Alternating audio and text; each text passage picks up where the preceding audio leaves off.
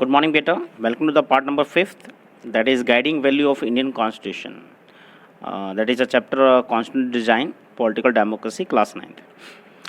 चलिए, in this book we shall study the exact provision of Constitution on different subject. At this stage, let us begin to understanding the overall philosophy of what our Constitution is all about. हमारा question किसके related था, तो हम इसकी constitution की philosophy पढ़ेंगे, इसके विचार पढ़ेंगे, right. We can do this in 2 ways, 2 तरीके से कर सकते हैं. We can understand it by reading the views of some of our major leaders on our constitution. तो हमने पीछे पढ़ा था बेटा, जो हमारा मूवमेंट था, नेशनल मूवमेंट, उसमें कई आइडियाज़ पहले बन चुके थे कि कॉन्स्टिट्यूशन कैसा होगा, देश कैसे चलेगा, राइट. तो उसी वे से हम कह रहे हैं फेमस लीडर की हम कॉन्स्टिट्यूशन के बारे में उनके व्यूज़ पढ़ेंगे, जिसका पूरा इफेक्ट बेटा कॉन्स्टिट्यूशन पे था. But it is equally important to read what the constitution says about its own philosophy. इसके बाद हम कॉन्स्टिट्यूशन की खुद की फिलॉसफी पढ़ेंगे प्रेम्बल के through. This is what the preamble of the constitution does. Preamble होता है बेटा जो फर्स्ट इंट्रोडक्टरी पेज होता है, हर बुक में भी होता है, हर जगह होता है ये. तो कॉन्स्टिट्यूशन का भी प्रेम्बल है, वो भी बेटा अपने बारे में बताता है खुद. Let us turn to these one by one. तो बेटा इससे पहले कुछ डाटा कर लेते हैं. सबसे पहले हम टर्म्स की बात करते हैं. 2 टर्म्स हैं बेटा, एक कई बार पेपर में आती है रेक्टिफाइड और होती है डेट इफेक्टिव. तो हम रेक्टिफाइड, जिस दिन कॉन्स्टिट्यूशन असेंबली ने बेटा कॉन्स्टिट्यूशन को एक्सेप्ट किया था, दैट इज 26 नवंबर 1949, उसको रेक्टिफाइड डेट भी बोलते हैं, रेक्टिफाइड, ओके. और डेट इफेक्टिव, जिस दिन हम कह सकते हैं फॉलो हुआ बेटा, कॉन्स्टिट्यूशन लागू हुआ, दैट इज 26 जनवरी 1950, ठीक है. इसके बाद एक और क्वेश्चन आता है बेटा constitution regarding, that is amendments, ठीक है. हमारे टोटल अमेंडमेंट कितने हुए हैं, ठीक है. तो टोटल अमेंडमेंट हमारे 104 हुए हैं, जो नीचे लिखा है देखिए, 104 अमेंडमेंट हो चुके हैं. लास्ट अमेंडमेंट 25 जनवरी 2020 में हुआ था, ठीक है, जिसमें हम बात कर सकते हैं. चलिए ऊपर देख लेते हैं. और 3 में बेटा 103 जो था वो 110% जनरल रिजर्वेशन का था, और 104 जो था आर्टिकल 334 के अगेंस्ट था, जिसमें बेटा एंग्लो इंडियन की सीट रिमूव कर दी गई अभी लोकसभा और हमारी स्टेट असेंबली से, ठीक है. ये एक 104th अमेंडमेंट है, सबसे न्यूएस्ट है ये. तो टोटल अमेंडमेंट 104 है, और इससे पहले 103 हम पहले पढ़ चुके हैं बेटा. 10% रिजर्वेशन जो ओबीसी SC ST के बाद अलग से एक्स्ट्रा दिया गया है, जनरल में से निकालकर 10% पुअर और वीक जनरल्स के लिए, ठीक है. चलिए इसके बाद नीचे और डाटा है बेटा, एक बार उसको देख लेते हैं, फिर कंटिन्यू करेंगे. अब ये कॉन्स्टिट्यूशन क्या दिया बेटा, आर्टिकल, पार्ट और शेड्यूल्स, ठीक है. तो जब कॉन्स्टिट्यूशन फ्रेम हुआ, जब 395 आर्टिकल्स थे, 22 इसके पार्ट थे और 8 शेड्यूल्स थे, राइट. इसके बाद हम कहते हैं 2016 की बात करें, अभी की बात करें, 448 के आसपास आर्टिकल है, 25 पार्ट्स हैं और 12 शेड्यूल्स हैं, ठीक है. ये क्वेश्चन और है बेटा जो कई बार जीके या ऐसे क्वेश्चन पूछ लेते हैं. टोटल वर्ड इन कॉन्स्टिट्यूशन, हमारे कॉन्स्टिट्यूशन में कितने वर्ड्स हैं बेटा, राइट, दैट इज 1,17,369, याद रहेगा. और हमारा कॉन्स्टिट्यूशन किस में लिखा गया है बेटा, इंग्लिश में लिखा गया, ये याद रखिए. बाद में इसकी कॉपी बनी हिंदी में, ठीक है. ये दोनों कॉपी बेटा पार्लियामेंट में रखी हुई हैं. अब बस वैसे हिंदी इसका एक प्रकार से ना इंग्लिश का कन्वर्ट करके बनाई है, तो कहीं ना कहीं हम अगर कभी लैंग्वेज में इशू होता है तो भी हम इंग्लिश कॉन्स्टिट्यूशन को फॉलो करते हैं, इंग्लिश में जो लिखा है, ठीक है. इसके बाद एक और है छोटा सा, इसको भी देख लीजिए. टोटल टाइम कितना लगा, ये आप पहले पढ़ चुके हैं. 8th में भी 2 year 11 month 17 days, near about 3 years. आप कुछ फेमस है, इसका एक असाइनमेंट बेटा आपको 9th में भी दिया था, और अब 9th में अभी दे देंगे आपको, ठीक है. तो ये कुछ फेमस जो हमारे पार्ट है उनको लिख रखा है मैंने यहाँ. पार्ट 1 है बेटा सिटीजन और टेरिटरी के बारे में बताता है.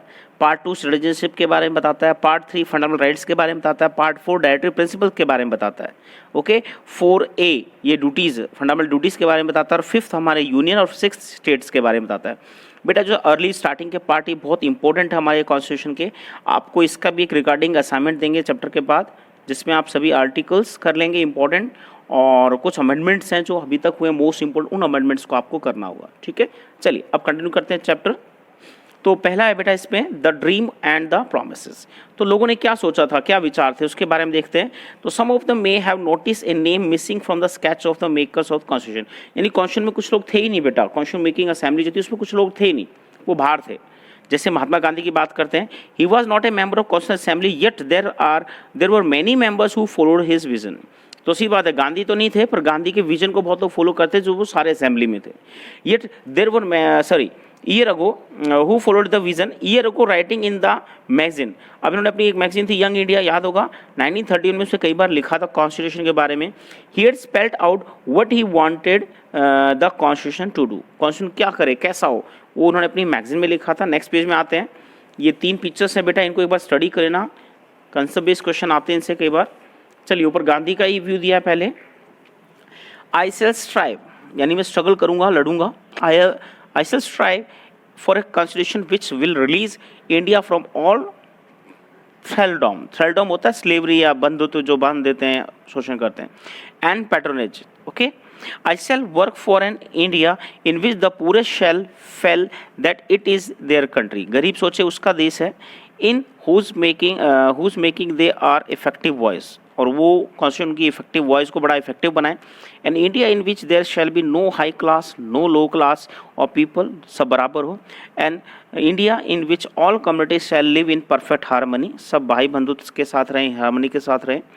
There can be no room in such an India of a curse of untouchability, इसके बड़ा छुआछूत के अगेंस्ट थे, अनटचबिलिटी के कर्स मानते थे। और कर्स ऑफ इंटॉक्सिंग ड्रिंक्स, यानी दारू शराब मदिरा, इनकी बारे इंटॉक्सिक ड्रिंक्स की बात करते हैं, ये इंडिया से नहीं हटा, इनका विचार नहीं लिया गया। एंड ड्रग्स, इनके काफ़ी अपोज किया इन्होंने। Women will enjoy the same right as man, I shall be satisfied with the nothing else, तो वुमेन भी बराबर राइट एंजॉय करें। ठीक है, चलिए इसके बाद देखते हैं बेटा, the dream of an India that had eliminated inequality was shared by doctor Ambedkar. Ambedkar के विचार दिए। हु प्लेड ए की रोल इन द मेकिंग, और ये कॉन्स्टिट्यूशन के अंदर भी थे बेटा, राइट, असेंबली के मेंबर भी थे, और इसके साथ हम कहते हैं ड्राफ्टिंग कमेटी के चेयरपर्सन थे। तो but he had different understanding of the how inequality could be removed. अब इनके विचार थोड़े अलग थे, जो आज भी हम कहते हैं कहीं ना कहीं क्वेश्चन मार्क में। So often bitterly criticise Mahatma Gandhi and his vision, तो इसने कई बार क्रिटिसाइज किया गांधी और उसके विचारों को। In his concluding speech of constitution assembly he started his anxiety very clearly, और असेंबली में बेटा इनके जो भाषण थे उनसे इनकी एंग्जाइटीज क्लियर दिखती थी। अब एक पैरा दिया इनके बारे में जो इनका विचारों को बहुत क्लियरली शो करता है। On 26 January 1950 we are going to enter a life of contradiction in politics, we will have equality. अब कहते हैं कॉन्ट्राडिक्शन की लाइफ में जा रहे हैं हम। 26 जनवरी को जब हमारा कॉन्स्टिट्यूशन लागू हुआ था तो इन्होंने भी स्पीच दी थी, तो उसी की बात है ये।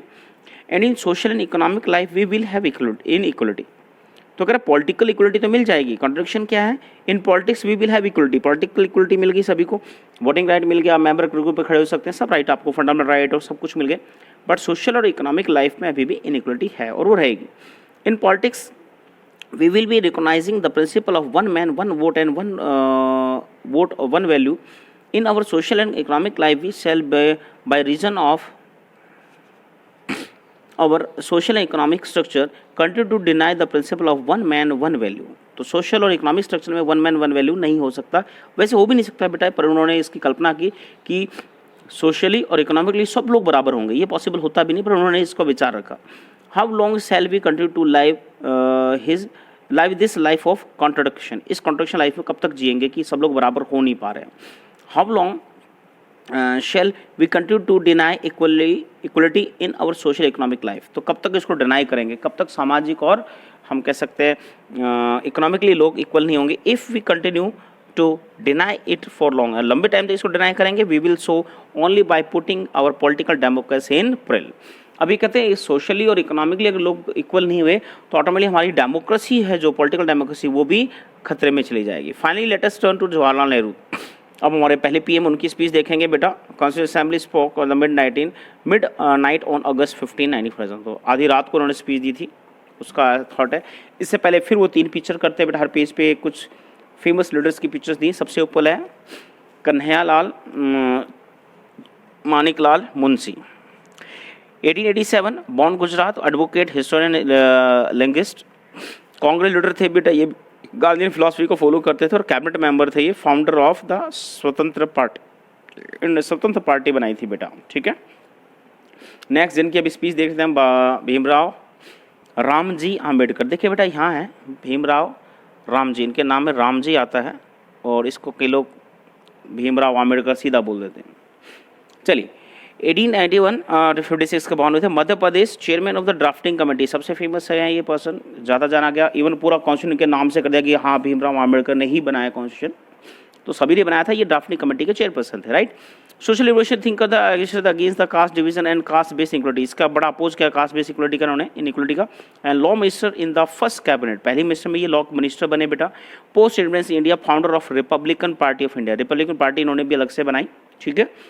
फिर चलते हैं, फिर पॉपुलर लीडर है फेमस श्यामा प्रसाद मुखर्जी। बेटा ये काफ़ी इंपॉर्टेंट है हमारे J&K के लिए, इन्होंने बड़ा अपोज किया। देखो वेस्ट बंगाल के थे ये, minister of the industry and supply in the interim government, educationist, interim यानी जो इलेक्शन से पहले जो टेम्पररी गवर्नमेंट थी उसमें थे बेटा ये, and education lawyer, active Hindu Mahasabha leader, और एक्टिव इन हिंदू महासभा के मेंबर थे, later founder of president of Bharatiya Jana Sangh, भारतीय संघ के फाउंडर मेंबर थे बेटा। ठीक है, चलिए अब आते हैं गांधी जी के थॉट पे। देखिए long year ago we made a tryst with destiny, यानी गुप्त भेंट, सीक्रेट मीटिंग हुई है, and now the time comes where we shall redeem our place and not wholly or in the full measure but very substantially at the stroke of midnight hour when the world sleep India will awake to life and freedom। तो दुनिया सो रही, हम अगले freedom और एक स्वतंत्र देश के रूप में कदम बढ़ा रहे हैं। A moment come which comes but rarely in history when we step out from the old to the new, when an age and when the soul of a nation long suppressed finds utterance, बातचीत जो करते हैं, if it is feeling that at the solemn moment we take the place of dedication to the survival of India and her people and to the still large cause of humanity। तो हम place लेते हैं लोगों के भले की, service की, right, वो सर्विस की क्या नहीं वो अलग बात है। Freedom and power bring responsibility, और फ्रीडम और पावर हमारे रेस्पॉन्सिबिलिटी लेके आती है, राइट, सुपर वाली लाइन है। The responsibility rest upon the assembly, A sovereign body representing the sovereign people of India. तो हमारी असेंबली गवर्नमेंट की बात कर रहे हैं, तो वो रिप्रेजेंटिंग है पूरे इंडिया की और सॉवरेन है वो। Before the birth of freedom we have endured all the pain of labour and our hearts are heavy with the memory of this sorrow. Some of the pains continue even now, nevertheless the past is over and it is future that become to us now। तो future आ रहा है, संकेत कर रहा है, अच्छा होगा। The future is now one of the easy to resting but in instant striving so that we may fulfill the pledge we have so often take and one we shall take today। तो हम promise लेंगे, pledge लेंगे। The service of India means the service of million of suffer। Bharat की सेवा means million की सेवा होगी। It means that the ending of poverty and ignorance. तो पॉवर्टी इग्नोरेंस की सबसे बड़ी समस्या थी, डिजीज़ है, inequality and opportunities. The ambition of the greatest man of the our generation has been wipe every tear from every eye that may be beyond us but as long as there are tears and suffering so long our work will not be over. तो हमारा काम खत्म नहीं हुआ है, हमें लोगों के आंसू पूछने हैं, गरीबी ख़त्म करनी है। कई इन्होंने अच्छे अच्छे वर्ड यूज़ किए। आ जाते हैं बेटा, यहाँ भी 3 मेन लीडर्स दिए, जिनमें एक सबसे ऊपर हमारे फर्स्ट पीएम है, दैट इज़ जवाहरलाल नेहरू। देखो उत्तर प्रदेश से थे बेटा, prime minister of interim government के पहले पीएम बन चुके थे ये। Advocate socialism, democracy, anti imperialism थे एंड फर्स्ट पीएम, ये इनकी बड़ी फीचर, फर्स्ट पीएम थे, राइट। इसके बाद सरोजिनी नायडू इकलौती फेमस महिला है, सेकंड है हमारी बुक के अकॉर्डिंग। तो सरोजिनी नायडू बॉर्न आंध्र प्रदेश, पोएट थी, writer and politician activities, among the foremost women leader in the Congress, later governor of Uttar Pradesh की गवर्नमेंट बनाया गया, नहीं गवर्नर बनाया गया, राइट। इसके बाद है सोमनाथ लहरी, ये भी काफ़ी फेमस है बेटा, born West Bengal, writer, editor, leader and Communist Party of India, Communist Party से थे, later member of West Bengal legislative assembly के ये मेंबर बने। ठीक है बेटा, ये और करते हैं, मिलते हैं नेक्स्ट वीडियो में, तब तक थैंक यू बेटा।